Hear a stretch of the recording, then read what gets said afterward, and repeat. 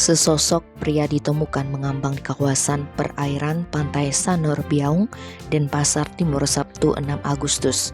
Pria tersebut ditemukan dalam keadaan sudah tak bernyawa dan identitasnya belum diketahui.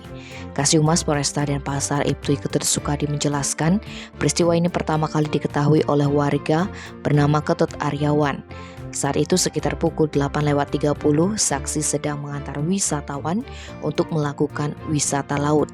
Tanpa disangka, saksi yang berada di atas kapal melihat tubuh manusia mengapung di tengah laut.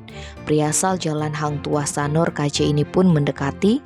Ketika dicek, ternyata laki-laki mengambang dalam posisi tengkurap.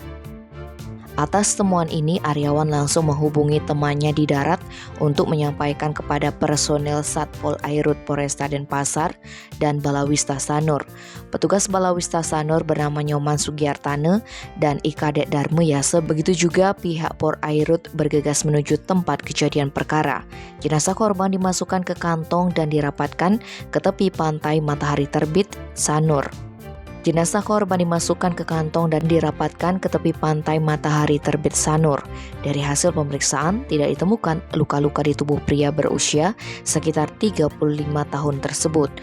Untuk proses lebih lanjut, jenazah dibawa ambulan BPBD Kota Denpasar ke RSUP Sanglah. Hingga kini belum diketahui kronologi tewasnya korban, termasuk identitasnya. Tim Bali Express melaporkan.